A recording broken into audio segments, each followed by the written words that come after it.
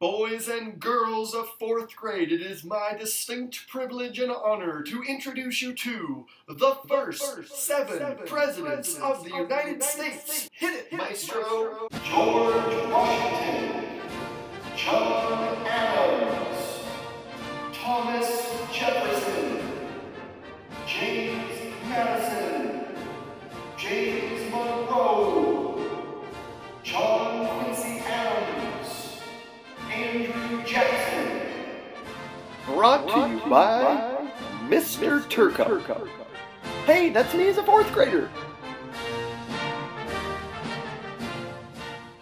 Chapter 3, Hamilton and Jefferson. Things that make you go, Things that make you go, Things that make you go, And things that make you go, Sounds like it would be a great band. What does it mean to agree, to disagree, agreeably? Maybe it means something like this. Did you hear about Becky going to the mall? She got those ugly pink shoes when I told her to get the pretty purple ones. Oh well, we'll have to agree to disagree agreeably. Is that kind of like the saying and phrase, live and let live?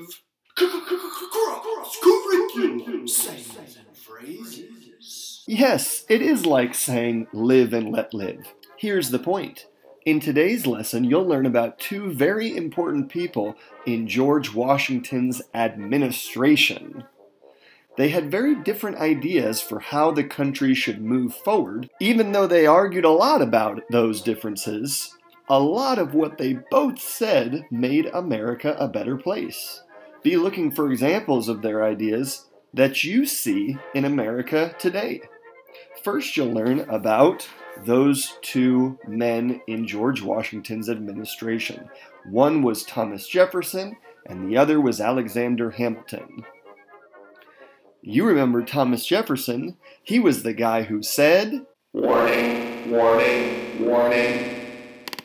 Life, liberty, and the pursuit of happiness. We fought for these ideals, we shouldn't settle for less. These are wise words, and surprising men quote 'em. Don't act surprised, you guys, 'cause who wrote 'em?"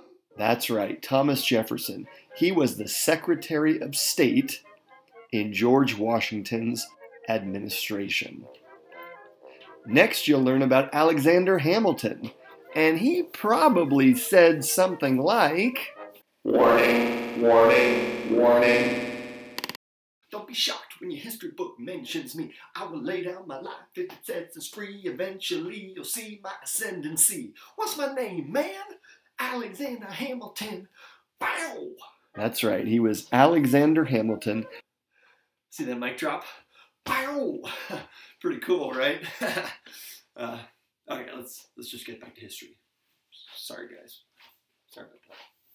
And he was the Secretary of Treasury. We learned yesterday that the Treasury Department made sure that we had enough money, collected taxes, paid bills, and made sure the money was safe and took care of it. Go to sleep, little dollars. Shh. You got scared, didn't you, you little dollar? Well, what we know about both of these men is that they were both great patriots. They loved their country.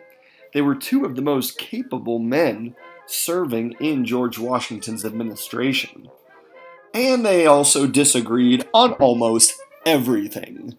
Mom, Thomas won't share the crunchy peanut butter. He knows that's the only kind I like. He's making me eat smooth and it's gross. What's the problem with smooth? Smooth is great. I'm trying to help you learn new things. Just try the smooth for once in your life. If you 2 kids don't knock it off soon, you're both gonna have a big nothing sandwich. Now stop driving me crazy! Well, I don't know if they disagreed on sandwiches, but here are a few things they disagreed upon. Now, you'll get into the specifics of these disagreements as you read the chapter later on.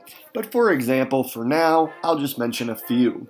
For example, Alexander Hamilton saw in America's futures great manufacturing centers, large industrialized cities.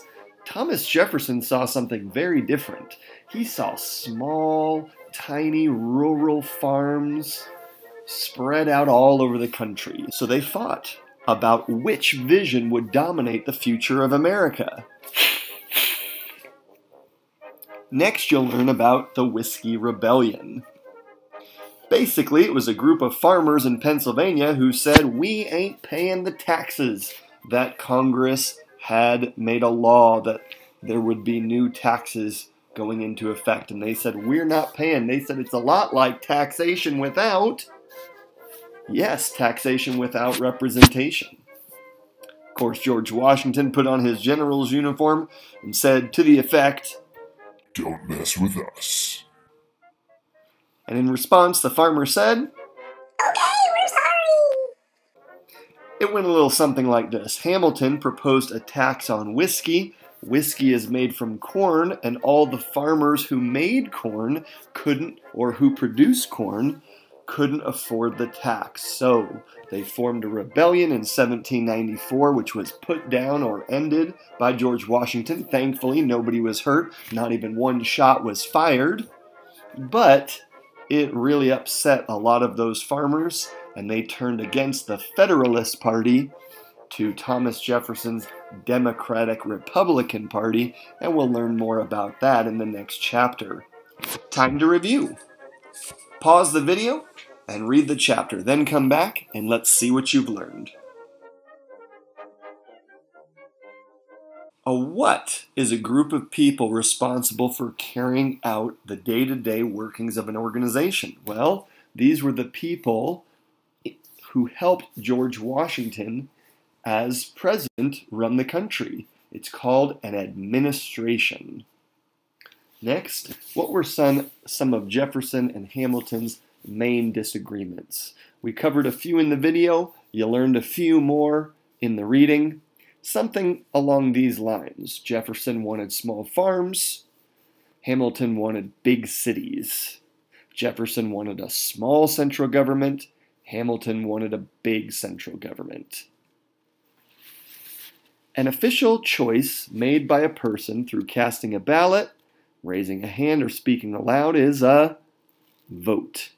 And finally, what led to or caused the Whiskey Rebellion? And who was most affected by Congress's decision to make a tax on corn? Well, it started when the tax was passed by Congress on whiskey, and that affected farmers who grew corn, which was used to make the whiskey. They couldn't afford this tax. They became very upset and rebelled. Again, thankfully, no shots were fired, nobody was hurt, and as we'll see in the next lesson, it led to some divisions in the political parties of America. See you next time for another History Hook.